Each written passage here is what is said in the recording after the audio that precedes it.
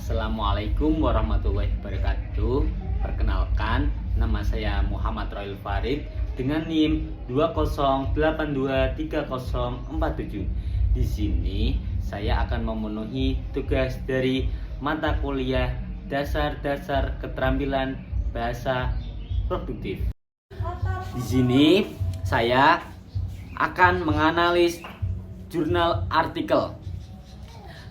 Judul yang pertama yaitu pengembangan pembelajaran fikih kelas 10 Madrasah Aliyah dalam model Dix dan Carey. Identitas penulis artikel Haji Muhammad Nasir, Jurnal Pendidikan Agama Islam, Journal of Islamic Education Studies, volume 5, nomor 1, halaman 44 sampai 67 tahun 2017. Skopi atau bidang kajiannya yaitu pengembangan pembelajaran fikih. Metode penelitian dengan menggunakan metode kuantitatif. Grand teori yang digunakan pendidik agama Islam fikih. Hasil penelitiannya yaitu dalam pengembangan bahan ajar yang dilakukan oleh guru terdapat akumulasi prosentasi berdasarkan jenis bahan ajar yang dikembangkan, yakni A. Bahan ajar sangat baik 86,43%, B. Buku panduan guru baik 85,07%, C. Buku panduan siswa baik 85,52%, D. Desain media pembelajaran sangat baik 90%. Komentarnya yaitu menurut saya 1.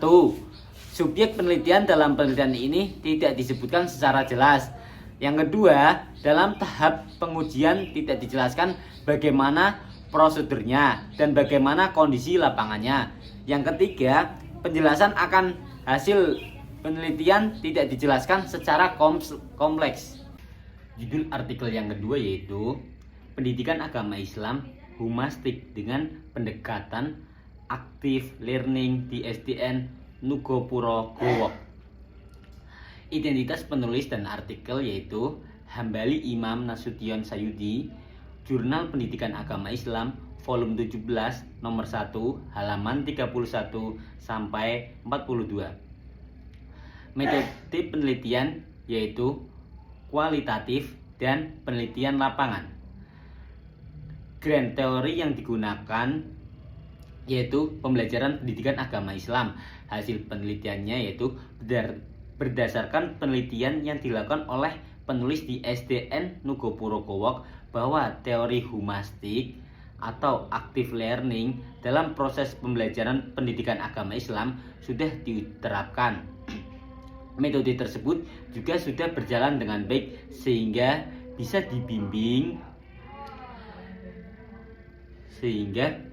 membina peserta didik untuk belajar melakukan berbagai cara atau strategi dengan menggunakan secara aktif.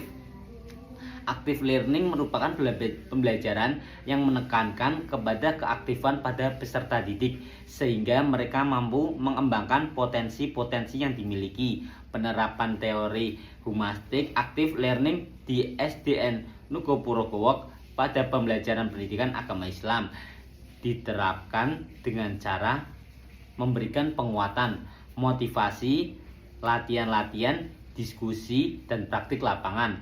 Hal ini yang terlihat dalam penerapan active learning ditandai dengan adanya responden, perubahan perilaku yang positif pada peserta didik seperti lebih interaktif dalam proses pembelajaran, peningkatan motivasi belajar, penguatan daya ingat, peningkatan sikap. Menurut saya itu komentarnya yaitu teori humastik dengan metode active learning sangat berpengaruh kepada proses keaktifan serta hasil pembelajaran siswa, sehingga jurnal ini sangat berguna sekali bagi para guru untuk dijadikan rujukan serta pedoman dalam melangsungkan proses belajar mengajar secara tercipta, suasana pembelajaran yang responsif dan efektif. Akan tetapi, alangkah lebih baiknya jika pembelajaran jurnal ini akan lebih efektif jika dilakukan secara offline kelas. Jurnal yang ketiga yaitu berjudul Penerapan Metode Pembelajaran Talking Stick dalam Upaya Peningkatan Hasil Belajar Bahasa Iklan Sarana Komunikasi pada kelas 8 SMPN 1 Singosari. Identitas penulisnya yaitu Arif Nur Cahyo, Jurnal PTK dan Pendidikan volume 4 nomor 1 halaman 79 sampai 88 2018.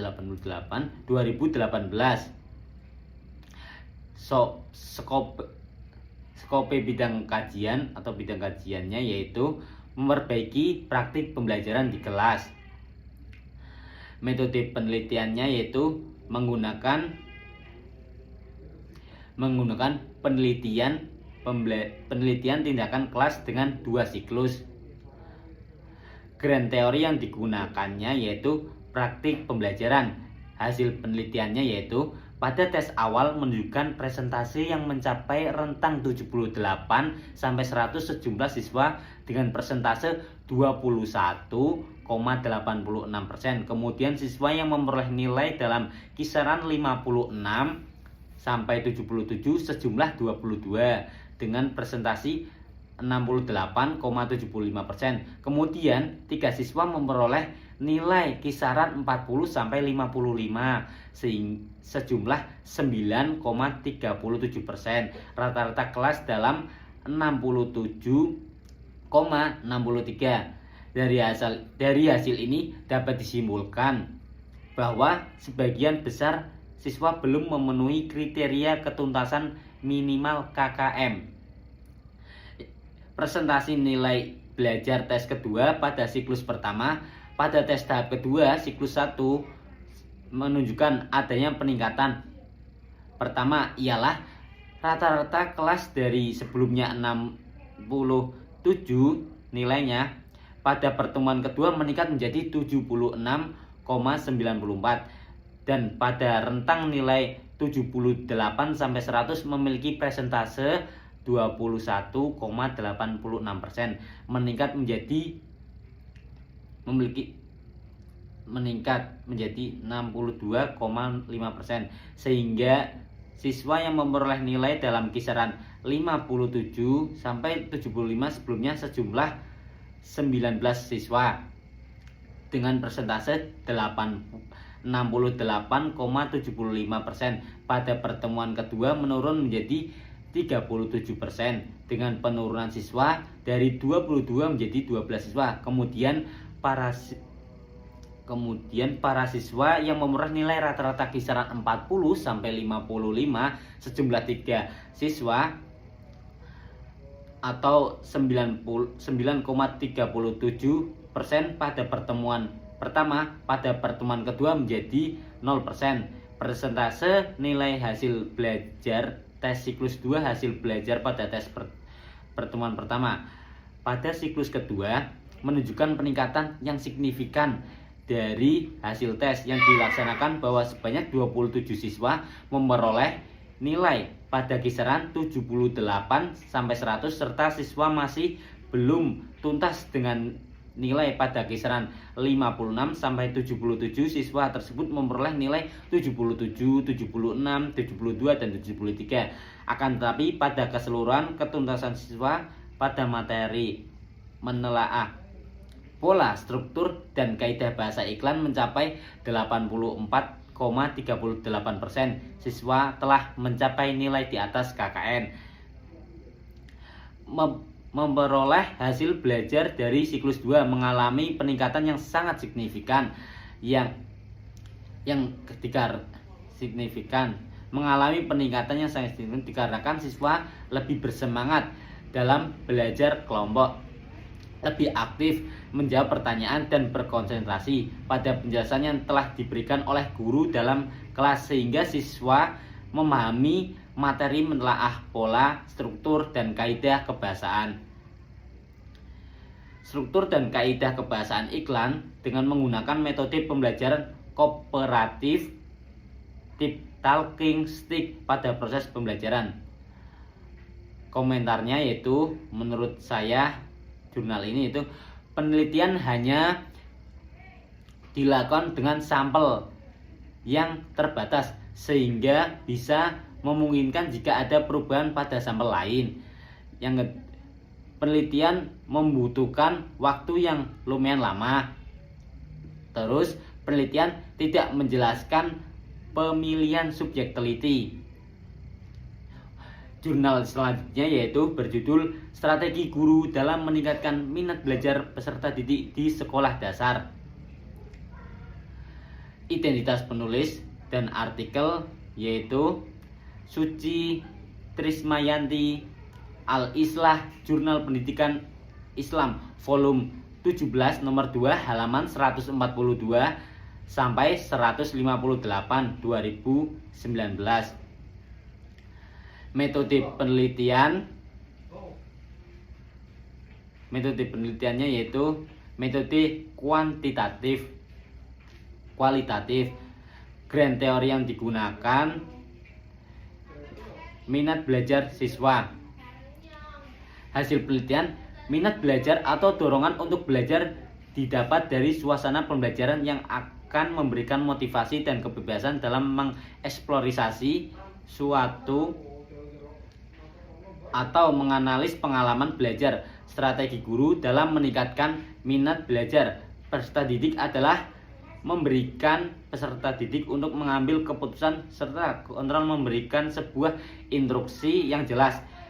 Ciptakan lingkungan kelas bebas ancaman, ubah suasana pembelajaran, tawaran model dan metode pembelajaran yang keanekaragaman, menciptakan kompetensi yang positif, tawarkan hadiah, berikan tanggung jawab kepada peserta didik, berikan kesempatan kepada peserta didik untuk belajar secara berkelompok, dorong mereka untuk merefleksikan diri, bersemangat, mengenal peserta didik, mengetahui minat peserta didik, bantu peserta didik untuk menemukan motivasi dari dalam diri, mengelola kecemasan peserta didik. Buatlah tujuan yang tinggi tetapi masih bisa dicapai, berikan feedback dan bantu menemukan solusi track progres.